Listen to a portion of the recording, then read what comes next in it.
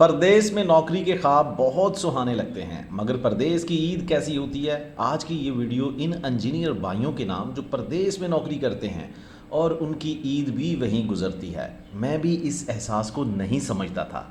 TV पर इस त्यौहार पे जब भी इब्रारुल हक का गाना परदेसी लगता तो अम्मी अपने भाई को याद करके आंखें नम कर लेती, मगर मुझे क्या पता था एक दिन मैं भी उनसे दूर अरब के रेगिस्तानों में ईद मना रहा होऊंगा। ईद का दिन हो और आप अपनों से दूर हो, भैया समझ से बाहर। मगर जो ज़िंदगी की तमाम तर सहूलियात हमें 24/7 मिलती हैं, उनके पीछे इतनी ही मुसलसल ड्यूटी करने वाले लोगों का सोचा कभी आपने, जिनकी ईद पर भी छुट्टी नहीं होती। ये 2012 की ईद थी। ऑयल एंड गैस सेक्टर के अंदर मैं नौकरी करता था। मेरी रोटेशन बेस्ड जॉब थी, यानी कि 3 महीने काम और 1 महीने की छुट्टी। अगर इन 3 महीनों के अंदर, इन वर्किंग मंथ्स के अंदर ईद आ जाती तो वो ईद हमें फील्ड के अंदर ही गुजारनी पड़ती। 2012 में रमज़ान घर गुजरा और 28 रोज़े रखने के बाद छुट्टी ख़त्म हो गई और फिर 29वें रोज़े मुझे फील्ड में पहुंच के मिस्री इंजीनियर कुलीग खालिद की जगह संभालनी थी और उसे ईद के लिए घर जाना था। खालिद ने मुझे 15वें रोज़े से मैसेज करना शुरू कर दिए, ईद सईद, ईद मुबारक हबीबी। और इन मैसेजेस के साथ एक और भी पैगाम होता, हबीबी अंताई जी अलल वक्त, यानी कि भाई आप वक्त के ऊपर आ जाना ताकि मैं अपनी ईद घर गुजार सकूं। उसके पीछे ये मौक़िफ़ होता। पैकिंग करने के बाद मैंने एयरपोर्ट की तरफ अपना रुख किया कुछ दोस्तों के हमरा, लेकिन मेरा भी दिल कर रहा था, दोस्त भी कह रहे थे, कुछ कज़न्स भी कह रहे थे कि 1-2 दिन की बात है, आप ईद इधर कर जाओ। लेकिन मुझे एहसास था खालिद जिसको मैंने जाके रिप्लेस करना है और जिसकी जगह संभालनी है, उसको भी घर जाना है अपनी ईद करने के लिए, क्योंकि वो शादीशुदा था, उसकी एक बेटी थी और एक बेटा था और वो बच्चे भी अपने बाप का इंतज़ार कर रहे होंगे।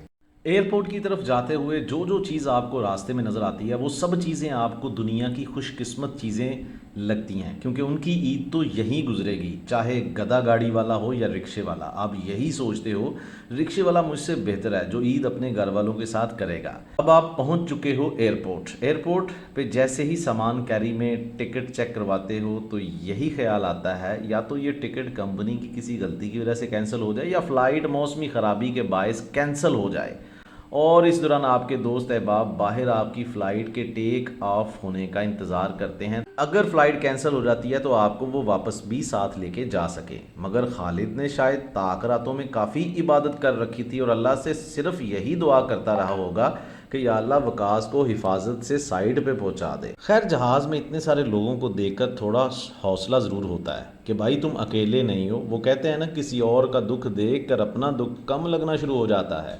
अब जहाज़ जैसे ही अबू धाबी एयरपोर्ट पे लैंड किया, ड्राइवर एन खालिद भाई की दुआ के मुताबिक मुझे टाइम पे लेने भी आ गया। ड्राइवर के साथ रिग साइड की तरफ जाते हुए मैं अपने दिल को आहिस्ता आहिस्ता पुख्ता इरादा दे रहा था, कुछ नहीं होता, all is well, all is well. Rig side पे पहुंचते ही क्या देखता हूँ, खालिद दूर से भागता हुआ मेरी तरफ आ रहा था, जैसे ये दौड़कर ही घर पहुंच जाएगा। मगर वो मेरे पास आकर रुका और हैंड ओवर किया। खैर, हैंड ओवर के बाद जब मैंने अपनी ड्यूटी संभाली तो चांद रात से ड्यूटी शुरू हुई। रिग पे पाइपिंग इंस्पेक्शन का काम चल रहा था और अपने सारे इक्विपमेंट की लिस्ट तैयार करनी थी।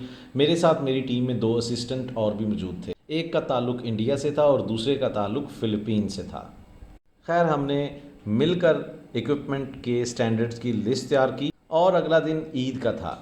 शिफ्ट सुबह 12 बजे शुरू होनी थी और मैं सुबह सुबह उठ के हमने फजर की नमाज़ के साथ साथ ईद की नमाज़ पढ़ी। सबको मेस में जाकर हलवे और रंग बिरंगे खानों का इंतज़ाम था। अभी तक तो सब फिट चल रहा था, मगर अब घर कॉल करनी थी, हिम्मत नहीं हो रही थी। जैसे ही घर फ़ोन किया, घर वालों से बात की, मगर यूं बात करते हुए महसूस करना कि ईद भी है और कोई अपना पास भी नहीं, तो जब्त करना मुश्किल हो जाता है। खैर, 12 बजे शिफ्ट बदलने का वक्त आया तो मैंने अपने कपड़े बदले, कवराल पहना और साइट पर चला गया। साइट पर जब पहुंचा तो दिल थोड़ा सा महसूस कर रहा था कि कुछ लोग वाकई जागते हैं तो बाकी सुकून से, सहूलियात से आरामदेह ज़िंदगी गुजारते हैं। अपनी नौकरी पे फ़ख्र महसूस होता है। खबसा, मंदी, मजहबी डिशों का अंबार लगा दिया गया, मगर एक आदमी 2 हाथों से कितना खा सकता है। और ऐसे ही हंसते मुस्कुराते ईद का दिन गुजर जाता है, मगर ये लम्हे जो अपनों के बगैर होते हैं हमेशा की छाप छोड़ जाते हैं।